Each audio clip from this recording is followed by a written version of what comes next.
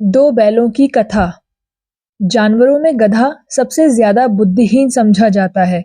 हम जब किसी आदमी को पहले दर्जे का बेवकूफ कहना चाहते हैं तो उसे गधा कहते हैं। गधा सचमुच बेवकूफ है या उसके सीधेपन, उसकी निरापद सहिष्णुता ने उसे यह पदवी दे दी है, इसका निश्चय नहीं किया जा सकता। गायें सींग मारती हैं। ब्याही हुई गाय तो अनायास ही सिंहिनी का रूप धारण कर लेती है। कुत्ता भी बहुत गरीब जानवर है, लेकिन कभी कभी उसे भी क्रोध आ ही जाता है। किंतु गधे को कभी क्रोध करते नहीं सुना न देखा। जितना चाहो गरीब को मारो, चाहे जैसी खराब सड़ी हुई घास सामने डाल दो, उसके चेहरे पर कभी असंतोष की छाया भी न दिखाई देगी। वैशाख में चाहे एकाध बार कुलेल कर लेता हो, पर हमने तो उसे कभी खुश होते नहीं देखा। उसके चेहरे पर एक स्थायी विषाद स्थायी रूप से छाया रहता है। सुख दुख, हानि लाभ किसी भी दशा में उसे बदलते नहीं देखा। ऋषियों मुनियों के जितने गुण हैं, वे सभी उसमें पराकाष्ठा को पहुंच गए हैं, पर आदमी उसे बेवकूफ कहता है। सद्गुणों का इतना अनादर कहीं नहीं देखा। कदाचित सीधापन संसार के लिए उपयुक्त नहीं है। देखिए ना, भारतवासियों की अफ्रीका में क्या दुर्दशा हो रही है। अमेरिका में उन्हें घुसने नहीं दिया जाता। बेचारे शराब नहीं पीते, 4 पैसे कुछ समय के लिए बचाकर रखते हैं, जी तोड़कर काम करते हैं, किसी से लड़ाई झगड़ा नहीं करते, 4 बातें सुनकर गम खा जाते हैं, फिर भी बदनाम हैं। कहा जाता है वे जीवन के आदर्श को नीचा करते हैं। अगर वे ईंट का जवाब पत्थर से देना सीख जाते तो शायद सभ्य कहलाने लगते। जापान की मिसाल सामने है। एक ही विजय ने उसे संसार की सभ्य जातियों में गण्य बना दिया। लेकिन गधे का एक छोटा भाई और भी है, जो उससे कुछ ही कम गधा है, और वह है बैल। जिस अर्थ में हम गधा का प्रयोग करते हैं, कुछ उसी से मिलते जुलते अर्थ में बछिया के ताऊ का भी प्रयोग करते हैं। कुछ लोग बैल को शायद बेवकूफों में सर्वश्रेष्ठ कहेंगे, मगर हमारा विचार ऐसा नहीं है। बैल कभी कभी मारता भी है, कभी अड़ियल बैल भी देखने में आ जाता है, और भी कई रीतियों से वह अपना असंतोष प्रकट कर देता है। अतएव उसका स्थान गधे से नीचा है। झूरी काछी के दोनों बैलों के नाम थे हीरा और मोती। दोनों पछाई जाति के थे, देखने में सुंदर, काम में चौकस, डील ऊंचे। बहुत दिनों साथ रहते रहते दोनों में भाईचारा हो गया था। दोनों आमने सामने या आसपास बैठे हुए एक दूसरे से मूक भाषा में विचार विनिमय करते थे। एक दूसरे के मन की बात कैसे समझ जाता था हम नहीं कह सकते। अवश्य ही उनमें कोई ऐसी गुप्त शक्ति थी जिससे जीवों में श्रेष्ठता का दावा करने वाला मनुष्य वंचित है। दोनों एक दूसरे को चाट कर और सूंघ कर अपना प्रेम प्रकट करते। कभी कभी दोनों सींग भी मिला लिया करते थे, विग्रह के भाव से नहीं, केवल विनोद के भाव से, आत्मीयता के भाव से। जैसे दोस्तों में घनिष्ठता होते ही धौल धप्पा होने लगता है, इसके बिना दोस्ती कुछ फुसफुसी, कुछ हल्की सी रहती है, जिस पर ज्यादा विश्वास नहीं किया जा सकता। जिस वक्त ये दोनों बैल हल या गाड़ी में जोत दिए जाते और गर्दन हिला हिला कर चलते, उस वक्त हर एक की यही चेष्टा होती थी कि ज्यादा से ज्यादा बोझ मेरी ही गर्दन पर रहे। दिन भर के बाद दोपहर या संध्या को दोनों खुलते तो एक दूसरे को चाट चूट कर अपनी थकान मिटा लिया करते। नांद में खली भूसा पड़ जाने के बाद दोनों साथ उठते, साथ नांद में मुंह डालते और साथ ही बैठते थे। एक मुंह हटा लेता तो दूसरा भी हटा लेता था। संयोग की बात है, झूरी ने एक बार गोई को ससुराल भेज दिया। बैलों को क्या मालूम वे क्यों भेजे जा रहे हैं। समझे मालिक ने हमें बेच दिया। अपना यूं बेचा जाना उन्हें अच्छा लगा या बुरा, कौन जाने। पर झूरी के साले गया को घर तक गोई ले जाने में दांतों पसीना आ गया। पीछे से हाँकता तो दोनों दाएं बाएं भागते, पगहिया पकड़कर आगे से खींचता तो दोनों पीछे को जोर लगाते, मारता तो दोनों सींग नीचे करके हुंकारते। अगर ईश्वर ने उन्हें वाणी दी होती तो झूरी से पूछते, तुम हम गरीबों को क्यों निकाल रहे हो। हमने तो तुम्हारी सेवा करने में कोई कसर नहीं उठा रखी। अगर इतनी मेहनत से काम ना चलता था तो और काम ले लेते। हमें तो तुम्हारी चाकरी में मर जाना कबूल था। हमने कभी दाने चारे की शिकायत नहीं की। तुमने जो कुछ खिलाया वह सिर झुकाकर खा लिया। फिर तुमने हमें इस जालिम के हाथ क्यों बेच दिया। संध्या समय दोनों बैल अपने नए स्थान पर पहुंचे। दिन भर के भूखे थे, लेकिन जब नाद में लगाए गए तो एक ने भी उसमें मुंह न डाला। दिल भारी हो रहा था। जिसे उन्होंने अपना घर समझ रखा था, वह आज उनसे छूट गया था। यह नया घर, नया गांव, नए आदमी, सब उन्हें बेगाने से लगते थे। दोनों ने अपनी मूक भाषा में सलाह की, एक दूसरे को कनखियों से देखा और लेट गए। जब गांव में सोता पड़ गया, दोनों ने जोर मारकर पगहे तुड़ा डाले और घर की तरफ चले। पगहे बहुत मजबूत थे, अनुमान न हो सकता था कि कोई बैल उन्हें तोड़ सकेगा, पर इन दोनों में इस समय दूनी शक्ति आ गई थी। एक एक झटके में रस्सियां टूट गई। झूरी प्रातः काल सोकर उठा तो देखा कि दोनों बैल चरनी पर खड़े हैं। दोनों की गर्दनों में आधा आधा गराव लटक रहा है। घुटनों तक पांव कीचड़ से भरे हैं और दोनों की आंखों में विद्रोहमय स्नेह झलक रहा है। झूरी बैलों को देखकर स्नेह से गदगद हो गया, दौड़कर उन्हें गले लगा लिया। प्रेमालिंगन और चुंबन का वह दृश्य बड़ा ही मनोहर था। घर और गांव के लड़के जमा हो गए और तालियां बजा बजाकर उनका स्वागत करने लगे। गांव के इतिहास में वह घटना अभूतपूर्व न होने पर भी महत्वपूर्ण थी।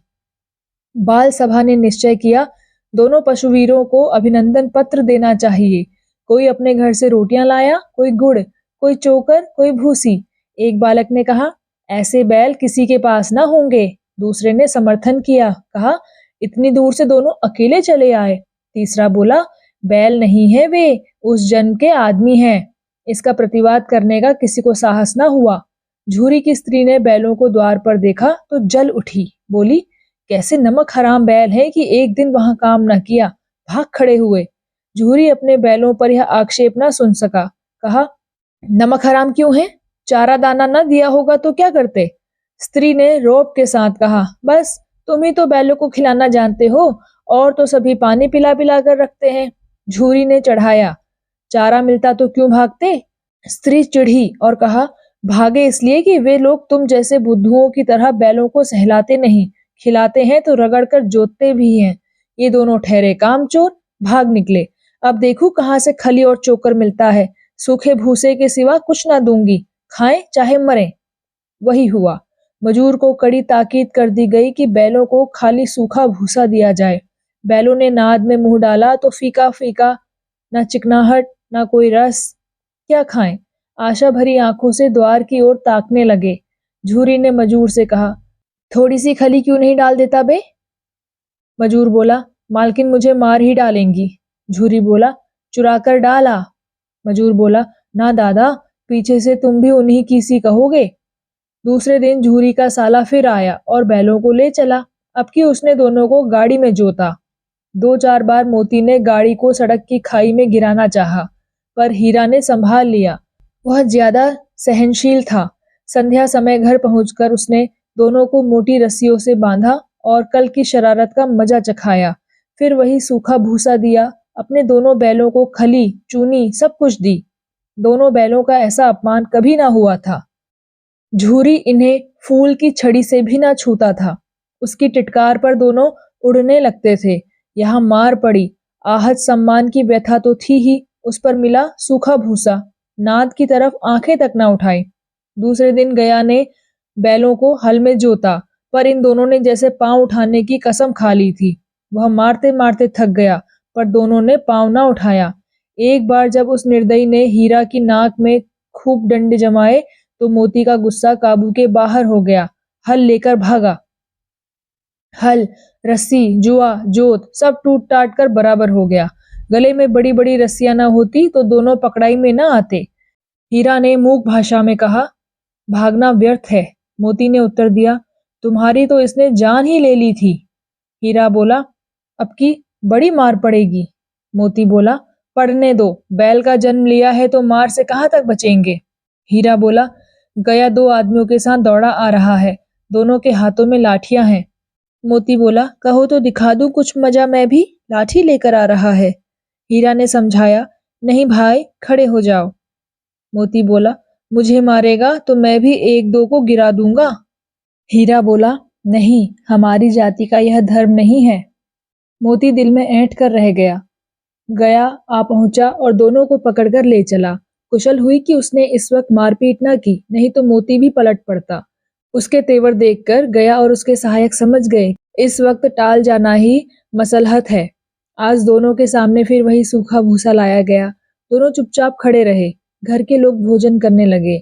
उस वक्त एक छोटी सी लड़की 2 रोटियां लिए निकली और दोनों के मुंह में देकर चली गई। उस एक रोटी से इनकी भूख तो क्या शांत होती, पर दोनों के हृदय को मानो भोजन मिल गया। यहाँ भी किसी सज्जन का वास है। लड़की भैरों की थी, उसकी माँ मर चुकी थी। सौतेली माँ उसे मारती रहती थी, इसलिए इन बैलों से उसे एक प्रकार की आत्मीयता हो गई थी। दोनों दिन भर जोते जाते, डंडे खाते, अड़ते। शाम को थान पर बांध दिए जाते और रात को वही बालिका उन्हें 2 रोटियां खिला जाती। प्रेम के इस प्रसाद की वह बरकत थी कि 2-2 गाल भूसा खाकर भी दोनों दुर्बल ना होते थे, मगर दोनों की आंखों में, रोम रोम में विद्रोह भरा हुआ था। एक दिन मोती ने मूक भाषा में कहा, अब तो नहीं सहा जाता हीरा। हीरा बोला, क्या करना चाहते हो? मोती बोला, एक आध को सींगों पर उठाकर फेंक दूंगा। हीरा बोला, लेकिन जानते हो वह प्यारी लड़की जो हमें रोटियां खिलाती है, उसी की लड़की है जो इस घर का मालिक है। वह बेचारी अनाथ ना हो जाएगी। मोती बोला, तो मालकिन को ना फेंक दूं? वही तो इस लड़की को मारती है। हीरा बोला, लेकिन औरत जात पर सींग चलाना मना है, यह भूले जाते हो। मोती बोला, तुम तो किसी तरह निकलने ही नहीं देते, तो बताओ आज रस्सी तोड़ाकर भाग चले? हीरा बोला, हाँ यह मैं स्वीकार करता हूँ, लेकिन इतनी मोटी रस्सी टूटेगी कैसे? मोती बोला, इसका एक उपाय है, पहले रस्सी को थोड़ा सा चबा लो, फिर एक झटके में जाती है। रात को जब बालिका रोटियां खिलाकर चली गई तो दोनों रस्सियां चबाने लगे, पर मोटी रस्सी मुंह में ना आती थी। बेचारे बार बार जोर लगाकर रह जाते थे। सहसा घर का द्वार खुला और लड़की निकली। दोनों सिर झुकाकर उसका हाथ चाटने लगे। दोनों की पूंछें खड़ी हो गई। उसने उनके माथे सहलाए और बोली, खोले देती हूँ, चुपके से भाग जाओ, नहीं तो यहाँ लोग मार डालेंगे। आज घर में सलाह हो रही है कि इनकी नाकों में नथ डाल दी जाए। उसने गराव खोल दिया, पर दोनों चुपचाप खड़े रहे। मोती ने अपनी भाषा में पूछा, अब चलते क्यों नहीं? हीरा ने कहा, चले तो, लेकिन कल इस अनाथ पर आफत आएगी, सब इसी पर संदेह करेंगे। सहसा बालिका चिल्लाई, दोनों फूफा वाले बैले भागे जा रहे हैं। ओ दादा, ओ दादा, दोनों बैल भागे जा रहे हैं, जल्दी दौड़ो। गया हड़बड़ाकर भीतर से निकला और बैलों को पकड़ने चला। वे दोनों भागे, गया ने पीछा किया। वे और भी तेज हुए। गया ने शोर मचाया, फिर गांव के कुछ आदमियों को भी साथ लेने के लिए लौटा। दोनों मित्रों को भागने का मौका मिल गया, सीधे दौड़ते चले गए, यहाँ तक कि मार्ग का ज्ञान न रहा। जिस परिचित मार्ग से आए थे उसका यहाँ पता न था। नए नए गांव मिलने लगे। तब दोनों एक खेत के किनारे खड़े होकर सोचने लगे, अब क्या करना चाहिए? हीरा ने कहा, मालूम होता है राह भूल गए। मोती बोला, तुम भी बेतहाशा भागे, वहीं उसे मार गिराना था। हीरा बोला, उसे मार गिराते तो दुनिया क्या कहती? वह अपना धर्म छोड़ दे, लेकिन हम अपना धर्म क्यों छोड़ें? दोनों भूख से व्याकुल हो रहे थे। खेत में मटर खड़ी थी, चरने लगे। रह रहकर आहट ले लेते थे, कोई आता तो नहीं है। जब पेट भर गया, दोनों ने आजादी का अनुभव किया तो मस्त होकर उछलने कूदने लगे। पहले दोनों ने डकार ली, फिर सींग मिलाए और एक दूसरे को ठेलने लगे। मोती ने हीरा को कई कदम पीछे हटा दिया, यहाँ तक कि वह खाई में गिर गया। तब उसे भी क्रोध आया, संभल कर उठा और फिर मोती से भिड़ गया। मोती ने देखा खेल में झगड़ा हुआ चाहता है तो किनारे हट गया। अरे यह क्या? कोई सांड डौकता चला आ रहा है। हाँ, सांड ही है। वह सामने आ पहुंचा। दोनों मित्र बगले झांक रहे हैं। सांड पूरा हाथी है, उससे भिड़ना जान से हाथ धोना है। लेकिन ना भिड़ने पर भी तो जान बचती नहीं नजर आती। इन्हीं की तरफ आ भी रहा है। कितनी भयंकर सूरत है। हीरा ने चिंतित स्वर में कहा, अपने घमंड में भूला हुआ है, आरजू विनती ना सुनेगा। मोती ने मूक भाषा में कहा, बुरे फंसे, जान कैसे बचेगी, कोई उपाय सोचो। हीरा बोला, भाग क्यों ना चलें? मोती बोला, भागना कायरता है। हीरा बोला, तो फिर यहीं मरो, बंदा तो 9-2-11 होता है। मोती बोला, और जो दौड़ाएं? हीरा बोला, तो फिर कोई उपाय सोचो जल्द। मोती बोला, उपाय यही है कि उस पर दोनों जने एक साथ चोट करें। मैं आगे से रगेदता हूं, तुम पीछे से रगेदो। दोहरी मार पड़ेगी तो भाग खड़ा होगा। ज्यों ही मेरी ओर झपटे, तुम बगल से उसके पेट में सींग घुसेड़ देना। जान जोखिम है, पर दूसरा उपाय नहीं है। दोनों मित्र जान हथेलियों पर लेकर लपके। सांड को भी संगठित शत्रुओं से लड़ने का तजुर्बा न था। वह तो एक शत्रु से मल्ल युद्ध करने का आदी था। ज्यों ही हीरा पर झपटा, मोती ने पीछे से दौड़ाया। सांड उसकी तरफ मुड़ा तो हीरा ने रगेदा। सांड चाहता था कि एक-एक करके दोनों को गिरा ले, पर ये दोनों भी उस्ताद थे, उसे यह अवसर न देते थे। एक बार सांड झल्लाकर हीरा का अंत कर देने के लिए चला तो मोती ने बगल से आकर उसके पेट में सींग भोंक दी। सांड क्रोध में आकर पीछे फिरा तो हीरा ने दूसरे पहलू में सींग चुबा लिया। आखिर बेचारा जख्मी होकर भागा और दोनों मित्रों ने दूर तक उसका पीछा किया, यहाँ तक कि सांड बेदम होकर गिर पड़ा। तब दोनों ने उसे छोड़ दिया। दोनों मित्र विजय के नशे में झूमते चले जाते थे। मोती ने अपनी सांकेतिक भाषा में कहा, मेरा जी तो चाहता था कि बच्चा को मार ही डालूं। हीरा ने तिरस्कार किया, गिरे हुए बैरी पर सींग न चलाना चाहिए। मोती बोला, यह सब ढोंग है, बैरी को ऐसा मारना चाहिए कि फिर ना उठे। हीरा बोला, अब घर कैसे पहुंचेंगे यह सोचो। मोती बोला, पहले कुछ खा लें तो सोचें। सामने मटर का खेत था ही, मोती उसमें घुस गया। हीरा मना करता रहा पर उसने एक ना सुनी। अभी 2-4 ही ग्रास खाए थे कि 2 आदमी लाठियां लेकर दौड़ पड़े और दोनों को घेर लिया। हीरा तो मेड़ पर था, निकल गया। मोती सींचे हुए खेत में था। उसके खुर कीचड़ में धंसने लगे, ना भाग सका। पकड़ लिया गया। हीरा ने देखा संगी संकट में है तो लौट पड़ा। फंसेंगे तो दोनों साथ फंसेंगे। रखवालों ने उसे भी पकड़ लिया। प्रातःकाल दोनों मित्र कांजी हौस में बंद कर दिए गए। दोनों मित्रों को जीवन में पहली बार ऐसा सांप का पड़ा कि सारा दिन बीत गया और खाने को एक तिनका भी न मिला। समझ में ही ना आता था यह कैसा स्वामी है। इससे तो गया फिर भी अच्छा था। यहाँ कई भैंसें थी, कई बकरियां, कई घोड़े, कई गधे, पर किसी के सामने चारा न था। जमीन पर मुर्दों की तरह पड़े थे। कई तो इतने कमजोर हो गए थे कि खड़े भी ना हो सकते थे। सारा दिन दोनों मित्र फाटक की ओर टकटकी लगाए ताकते रहे, पर कोई चारा लेकर आता ना दिखाई दिया। तब दोनों ने दीवार पर नमकीन मिट्टी चाटनी शुरू की, पर इससे क्या तृप्ति होती। रात को जब कुछ भोजन ना मिला तो हीरा के दिल में विद्रोह की ज्वाला दहक उठी। मोती से बोला, अब तो रहा नहीं जाता मोती। मोती ने सिर लटकाए हुए जवाब दिया, मुझे तो मालूम होता है प्राण निकल रहे हैं। हीरा बोला, इतनी जल्दी हिम्मत ना हारो भाई, यहाँ से भागने का कोई उपाय निकालना चाहिए। मोती बोला, आओ दीवार तोड़ डालें। हीरा बोला, मुझसे तो अब कुछ ना होगा। मोती बोला, बस इसी बूते पर अकड़ते थे। हीरा बोला, सारी अकड़ निकल गई। बाड़े की दीवार कच्ची थी। हीरा मजबूत तो था ही, अपने नुकीले सींग दीवार में गड़ा दिए और जोर मारा तो मिट्टी का एक चिप्पड़ निकल आया। फिर तो उसका साहस बढ़ा। उसने दौड़ दौड़ कर दीवार पर चोटें की और हर चोट में थोड़ी थोड़ी मिट्टी गिराने लगा। उसी समय कांजी हौस का चौकीदार लालटेन लेकर जानवरों की हाजिरी लेने आ निकला। हीरा का यह उद्दंडपन देखकर उसने उसे कई डंडे रसीद किए और मोटी सी रस्सी से बांध दिया। मोती ने पड़े पड़े कहा, आखिर मार खाई, क्या मिला? हीरा बोला, अपने बूते भर जोर तो मार लिया। मोती बोला, ऐसा जोर मारना किस काम का कि और बंधन में पड़ गए। हीरा बोला, जोर तो मारता ही जाऊंगा, चाहे कितने ही बंधन पड़ते जाएं। मोती बोला, जान से हाथ धोना पड़ेगा। हीरा बोला, कुछ परवाह नहीं, यों भी तो मरना ही है। सोचो, दीवार खुद जाती तो कितनी जानें बच जाती। इतने भाई यहाँ बंद हैं, किसी की देह में जान नहीं है। 2-4 दिन और यही हाल रहा तो सब मर जाएंगे। मोती बोला, हाँ यह बात तो है। अच्छा तो लो, फिर मैं भी जोर लगाता हूँ। मोती ने भी दीवार में उसी जगह सींग मारा। थोड़ी सी मिट्टी गिरी और हिम्मत बढ़ी। फिर तो वह दीवार में सींग लगाकर इस तरह जोर करने लगा मानो किसी द्वंद्वी से लड़ रहा हो। आखिर कोई 2 घंटे की जोर आजमाई के बाद दीवार ऊपर से लगभग 1 हाथ गिर गई। उसने दूनी शक्ति से दूसरा धक्का मारा तो आधी दीवार गिर पड़ी। दीवार का गिरना था कि अधमरे से पड़े जानवर भी चेत उठे। तीनों घोड़ियां सरपट भाग निकली, फिर बकरियां निकली। इसके बाद भैंसें भी खिसक गई, पर गधे अभी तक ज्यों के त्यों खड़े थे। हीरा ने पूछा, तुम दोनों क्यों नहीं भाग जाते? एक गधे ने कहा, जो कहीं पकड़ लिए जाएं तो? हीरा बोला, तो क्या हरज है, अभी तो भागने का अवसर है।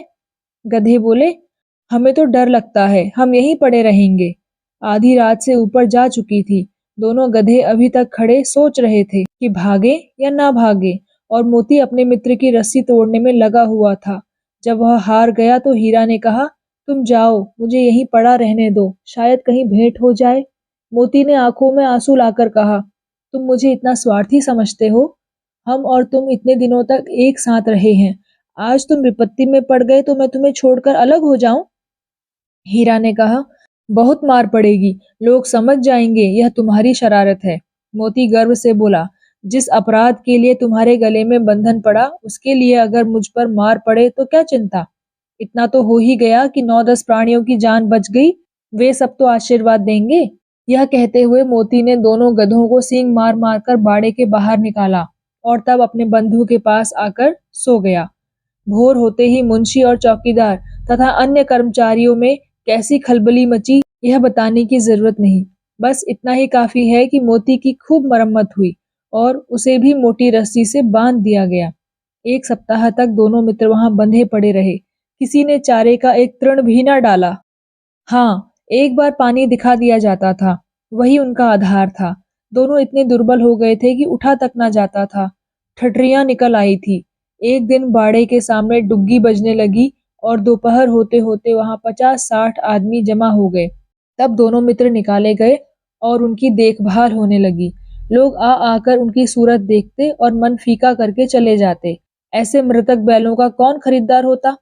सहसा एक दड़ियल आदमी, जिसकी आंखें लाल थी और मुद्रा अत्यंत कठोर, आया और दोनों मित्रों के कूल्हों में उंगली गोदकर मुंशी जी से बातें करने लगा।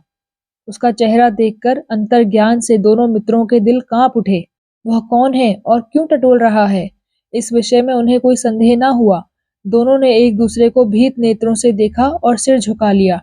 हीरा ने कहा, गया के घर से नाहक भागे, अब जान ना बचेगी। मोती ने अश्रद्धा भाव से उत्तर दिया, कहते हैं भगवान सबके ऊपर दया करते हैं, उन्हें हमारे ऊपर क्या दया नहीं आती? हीरा बोला, भगवान के लिए हमारा मरना जीना दोनों बराबर है। चलो अच्छा ही है, कुछ दिन उनके पास तो रहेंगे। एक बार भगवान ने उस लड़की के रूप में हमें बचाया था, क्या अब ना बचाएंगे? मोती बोला, यह आदमी छुरी चलाएगा, देख लेना। हीरा बोला, तो क्या चिंता है, मांस खाल सींग हड्डी सब किसी न किसी काम आ जाएंगे। नीलाम हो जाने के बाद दोनों मित्र उस दड़ियल के साथ चले। दोनों की बोटी बोटी कांप रही थी। बेचारे पांव तक ना उठा सकते थे, पर भय के मारे गिरते पड़ते भागे जाते थे, क्योंकि वह जरा भी चाल धीमी हो जाने पर जोर से डंडा जमा देता था। राह में गाय बैलों की एक रेवड़ हरे हरे हार में चरता नजर आया। सभी जानवर प्रसन्न थे, चिकने चपल, कोई उछलता था, कोई आनंद से बैठा पागुर करता था। कितना सुखी जीवन था इनका, पर कितने स्वार्थी हैं सब। किसी को चिंता नहीं कि उनके दो भाई बधिक के हाथ पड़े कैसे दुखी हैं। सहसा दोनों को मालूम हुआ कि यह परिचित रहा है। हाँ, इसी रास्ते से गया उन्हें ले गया था। वही खेत, वही बाग, वही गांव मिलने लगे। प्रतिक्षण उनकी चाल तेज होने लगी। सारी थकान, सारी दुर्बलता गायब हो गई। आह, यह लो, अपना ही राह आ गया। इसी कुएं पर हम पुर चलाने आया करते थे। हाँ, यही कुआं है। मोती ने कहा, हमारा घर नगीच आ गया। हीरा बोला, भगवान की दया है। मोती बोला, मैं तो अब घर भागता हूँ। हीरा बोला, यह जाने देगा? मोती बोला, इसे मैं मार गिराता हूँ। हीरा बोला, नहीं नहीं, दौड़कर थान पर चलो, वहां से हम आगे ना जाएंगे। दोनों उन्मत्त होकर बछड़ों की भांति कुलेले करते हुए घर की ओर दौड़े। वह हमारा थान है। दोनों दौड़कर अपने थान पर आए और खड़े हो गए। दड़ियल भी पीछे पीछे दौड़ा चला आता था। झूरी द्वार पर बैठा धूप खा रहा था। बैलों को देखते ही दौड़ा और उन्हें बारी बारी से गले लगाने लगा। मित्रों की आंखों से आनंद के आंसू बहने लगे। एक झूरी का हाथ चाट रहा था। दड़ियल ने जाकर बैलों की रस्सियां पकड़ ली। झूरी ने कहा, मेरे बैल हैं। दड़ियल बोला, तुम्हारे बैल कैसे? मैं मवेशी खाने से नीलाम लिए आता हूँ। झूरी बोला, मैं तो समझता हूँ चुराए लिए आते हो, चुपके से चले जाओ, मेरे बैल हैं, मैं बेचूंगा तो बिकेंगे। किसी को मेरे बैल नीलाम करने का क्या अख्तियार है? दड़ियल बोला, जाकर थाने में रपट कर दूंगा। झूरी बोला, मेरे बैल हैं, इसका सबूत यह है कि मेरे द्वार पर खड़े हैं। दड़ियल झल्लाकर बैलों को जबरदस्ती पकड़ ले जाने के लिए बढ़ा। उसी वक्त मोती ने सींग चलाया। दड़ियल पीछे हटा। मोती ने पीछा किया। दड़ियल भागा। मोती पीछे दौड़ा। गांव के बाहर निकल जाने पर वह रुका, पर खड़ा दड़ियल का रास्ता देख रहा था। दड़ियल दूर खड़ा धमकियां दे रहा था, गालियां निकाल रहा था, पत्थर फेंक रहा था, और मोती विजयी शूर की भांति उसका रास्ता रोके खड़ा था। गांव के लोग यह तमाशा देखते थे और हंसते थे। जब दड़ियल हार कर चला गया तो मोती अकड़ता हुआ लौटा। हीरा ने कहा, मैं डर रहा था कि कहीं तुम गुस्से में आकर मार न बैठो। मोती बोला, अगर वह मुझे पकड़ता तो मैं बेमारे न छोड़ता। हीरा बोला, अब ना आएगा। मोती बोला, आएगा तो दूर से ही खबर लूंगा, देखूं कैसे ले जाता है। हीरा बोला, जो गोली मरवा दे। मोती बोला, मर जाऊंगा पर उसके काम तो ना आऊंगा। हीरा बोला, हमारी जान को कोई जान ही नहीं समझता। मोती बोला, इसलिए कि हम इतने सीधे होते हैं। जरा देर में नादों में खली, भूसी, चोकर और दाना भर दिया गया और दोनों मित्र खाने लगे। झूरी खड़ा दोनों को सहला रहा था और 20 लड़के तमाशा देख रहे थे। सारे गांव में उछाह सा मालूम होता था। उसी समय मालकिन ने आकर दोनों के माथे चूम लिए।